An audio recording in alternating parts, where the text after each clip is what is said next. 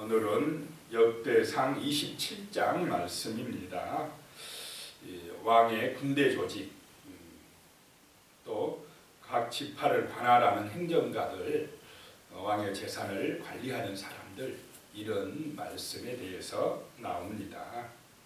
1절에 보시면 이스라엘 자손의 모든 가문의 우두머리와 천부장과 백부장과 왕을 섬기는 관원들이 그들의 숫자대로 반이 나누이니 각 반열이 24,000명씩이라 1년 동안 달마다 들어가며 나왔으니 그랬습니다. 자, 이 지금 다윗의 시대에 그 하나님의 일을 하는 사람들, 또 나라의 일을 하는 사람들을 기록하는 것을 볼 때 이 역대기 저자가 제일 먼저 기록한 사람들이 레위인입니다. 그 다음에 제사장, 찬양단, 성전의 문지기들. 그 다음에 여기 오늘 제일 나중에 나온 것이 뭐냐? 군대 조직이다라고 하는 것입니다. 자, 이것을 통해서 다윗이 부흥하고 나라가 번성할 수 있었던 비결은 뭐냐? 하나님 중심이었다라고 하는 것을 지금 포로에서 돌아온 이스라엘 백성들에게 알려주는 것입니다. 다윗 시대에, 솔로몬 시대에 그렇게 번성할 수 있었던 것은 이 다윗이 철저하게 하나님의 사람들, 성전 중심, 하나님 앞에 예배하는 레위 사람, 제사장들, 찬양하는 사람들, 이런 사람들을 귀하게 여겼고 하나님의 말씀 중심으로 살았기 때문에 번성했다. 그러니 이제 포로에서 돌아온 우리 이스라엘 백성들도 하나님의 성전을 든든하게 세우고 그 다윗 시대를 본받아서 하나님 중심의 말씀 중심의 철저한 신앙생활을 할 때에 우리 이스라엘 나라는 다시 회복되고 번성할 것이다 라고 하는 것을 강조하는 것을 보게 됩니다. 세상은 어떻습니까? 예배나 하나님의 말씀이나 이거 중심이 아니라 눈에 보이는 힘, 재물 이런 것을 따라가지 않습니까? 그래서 강한 나라는 어떤 나라냐? 군대 수가 많은 나라, 군사력이 막강한 나라, 힘이 있는 나라 이렇게 하는데 이 다윗은 군사력을 뒤로 지금 미루고 있다라고 하는 것입니다. 다윗의 힘은 군사력의 숫자가 아니라 하나님의 능력인 줄로 믿으시기 바랍니다. 말씀에 순종함이 다윗의 힘이었다라고 하는 것입니다. 그래서 다윗은 전쟁에 나갈 때도 먼저 항상 뭐하고 나갔습니까? 기도하고 나갔다는 것입니다. 하나님의 능력에 의지하고 나갔다라고 하는 것입니다. 자, 하나님 중심이 될 때에, 말씀 중심이 될 때 다윗 그 왕의 생각이나 그 마음이 어떠하겠습니까? 이기적이고 탐욕에 빠지고 교만하고 불손하고, 보통 권력 잡으면 교만해질 가능성이 많습니까? 적습니까? 교만해지고요. 뭐든지 내가 시키는 대로 해야지 하고 자기중심적으로 나가고, 백성들이 힘들고 아프고 어렵고 고통받는 거 나는 배부르니까 잘 모르고, 그렇게 악한 정치가가 될 가능성이 많습니다. 그런데 하나님을 사랑하는 사람은, 말씀의 은혜를 받는 사람은 이 심령 안에 사랑의 역사가 나타난 줄로 믿으시기 바랍니다. 그래서 다윗은 항상 마음에 하나님 사랑, 이웃 사랑, 공평과 정의, 그렇게 모든 일을 했다라고 하는 것입니다. 오늘 이 시대도 마찬가지인 줄로 믿으시기 바랍니다. 다윗이 사람을 쓸 때도 어떤 사람들을 중용을 많이 했느냐? 다윗은 사람을 차별하지 않았어요. 이방 사람이어도 또는 그 사람이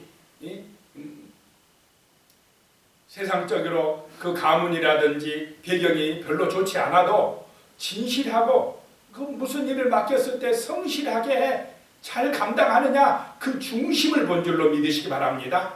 하나님도 그런 줄로 믿으시기 바랍니다. 다윗이 딱 권력 잡으니까, 왕이 되면 자기 어떤 이익을 쫓아서 많은 사람들이 다윗 밑에 오겠습니까? 안 오겠습니까? 옵니다. 자기 출세하려고. 그 줄 잘 서가지고 성공해 보려고. 그런 것 따라 움직이지 않았다는 것입니다. 다윗은.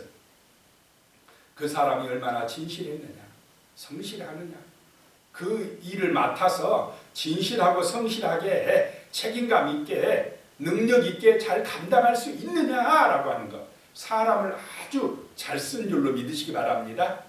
나라가 사느냐 죽느냐는 사람이 어떤 사람을 쓰느냐에 달려 있습니다.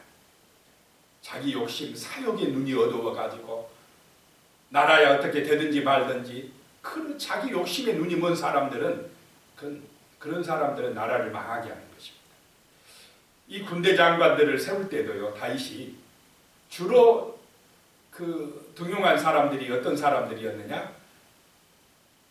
도망 다닐 때, 광야에서 고생할 때, 힘들 때 끝까지 같이 했던 그 사람들이 주로 다 지휘관들이 되는 것을 보게 됩니다. 잘 될 때 몰려오는 사람보다 정말 힘들고 고달프고 어려울 때 같이 했던 사람들이 진짜인 줄로 믿습니다. 이 군대 숫자를 달마다 와서 지키게 했는데 한 달에 몇 명씩이냐? 24,000명. 그러니까 상비군은 24,000명이었다는 것입니다. 24,000명씩 12달. 그러면은 288,000명의 군대가 있는데 실제 근무 설 때는 24,000명씩. 그럼 24,000명의 군대가 있었는데 다윗 시대가 가장 강력한 이스라엘이었다라고 하는 것입니다. 왜 그렇게 되었을까요? 누가 함께 하셨기 때문입니까? 하나님. 오히려 세상의 군대는 어떻습니까? 20만이든 30만이든 다 나와라. 그래가지고 전부 다 근무해라. 이렇게 나오는데 이 다윗의 군대는 24,000명씩만 나와서 나머지 사람 가서 집에서 열심히 살아. 그리고 한 달씩 와서 군대에 근무해. 얼마나 멋집니까? 그러면서도 강력한 국가가 되었던 것은 바로 하나님의 은혜였다라고 하는 것입니다. 자, 우리가 항상 이것을 명심해야 될 줄로 믿습니다. 제1번이 뭐냐?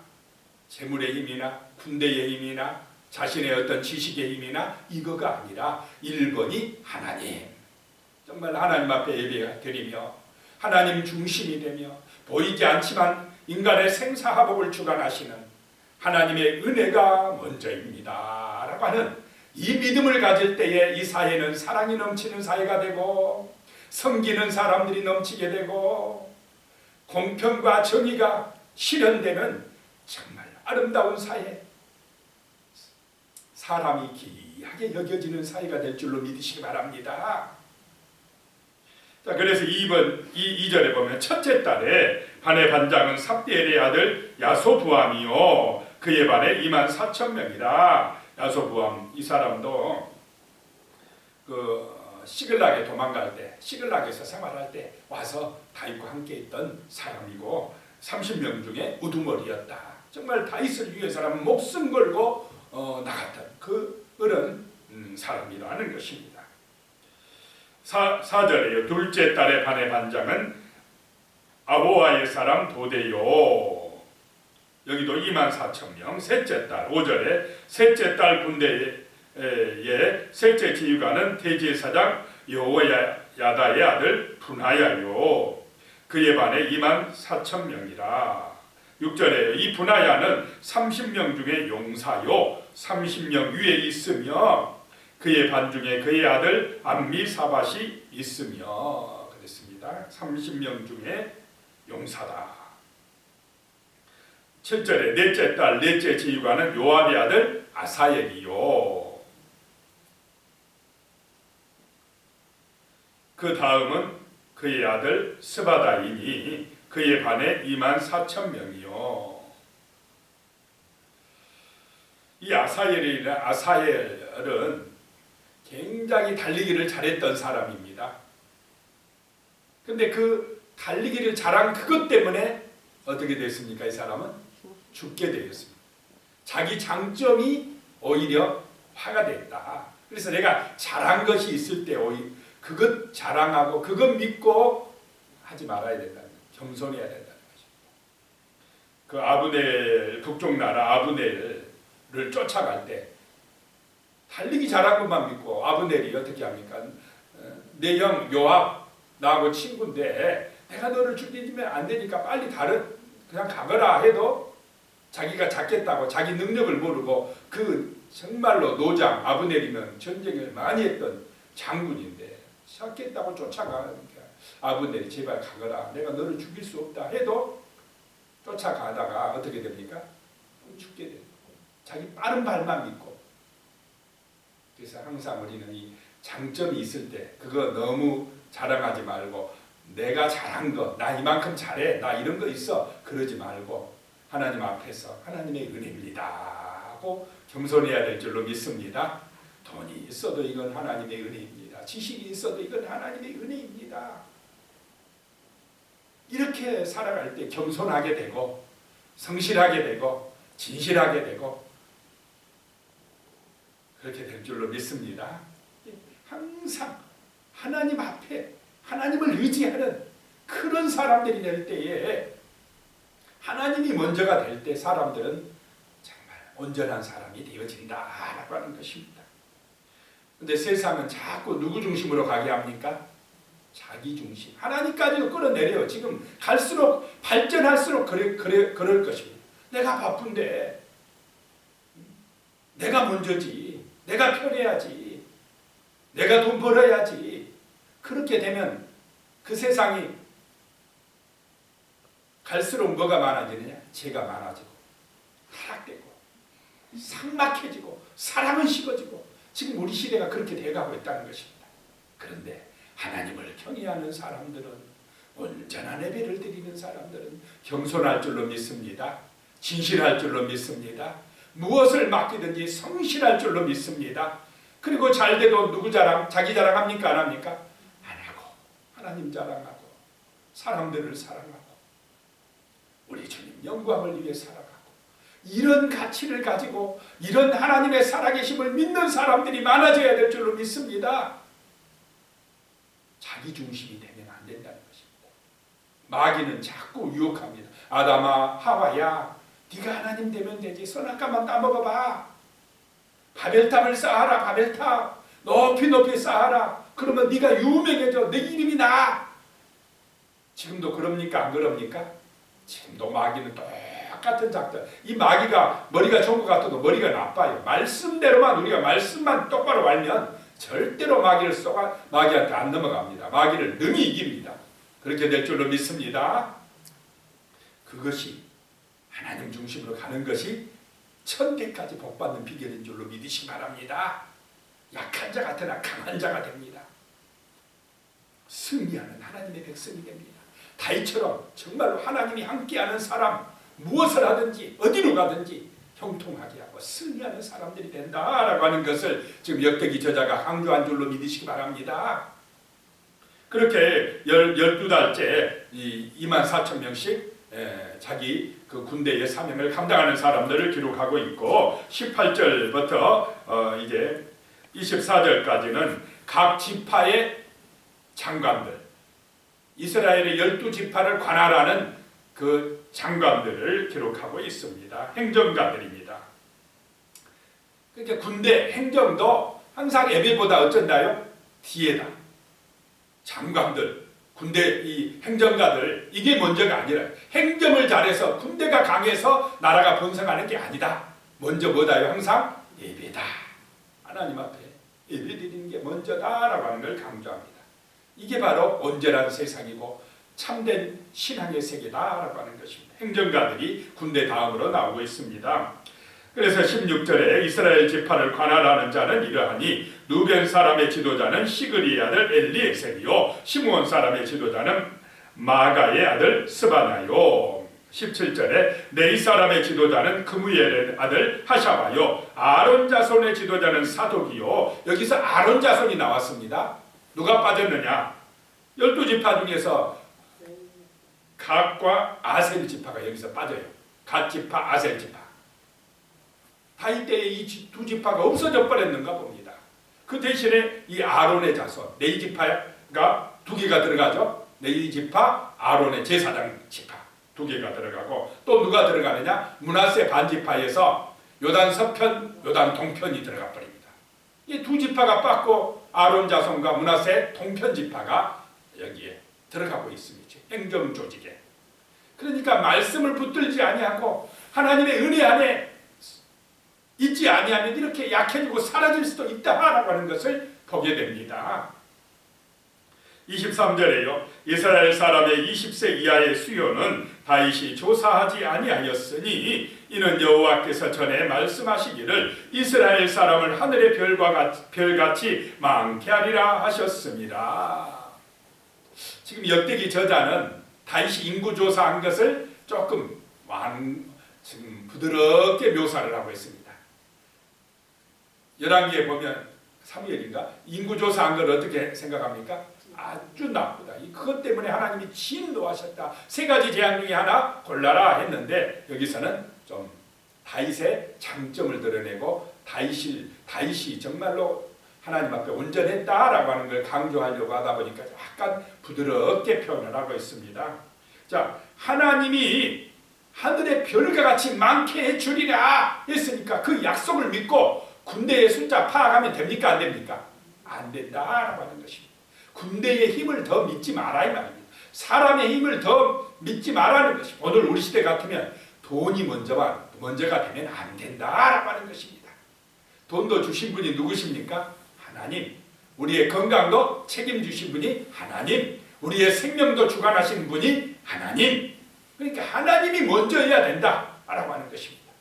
근데 자꾸 마귀는 아니야, 네가 먼저야, 돈이 먼저야, 세상이 먼저야, 이렇게 눈에 보이는 것이 최고야, 이 세상이 다지 저 세상이 어디가 있어, 이렇게 할 때 절대 거기에 넘어가면 안 될 줄로 믿으시기 바랍니다. 하나님이 약속하셨다. 하늘의 별같이 많게 하리라. 하나님의 약속, 언약은 새 하늘과 새 땅이 있다, 부활하신다, 다시 오신다, 분명히 그 약속대로 이루어질 줄로 믿으시기 바랍니다. 24절에 수리아의 아들 요압이 조사하기를 시작하고 끝내지도 못해서 그 일로 말미암아 진노가 이스라엘에게 임한지라 그 수요를 다윗 왕의 역대기락에 기록하지 아니하였더라. 왕조실록에 군대의 숫자 파악한 걸 어떻게 했다고요? 기록하지 아니하였더라. 이 잘못됐다는 걸 다윗도 깨달았다라고 하는 것입니다. 자칫 잘못하면 다윗도 어떻게 해요? 그 마귀의 유혹에 넘어가서 군대 숫자를 의지하려고 그 유혹에 넘어갔었다라고 하는 것입니다.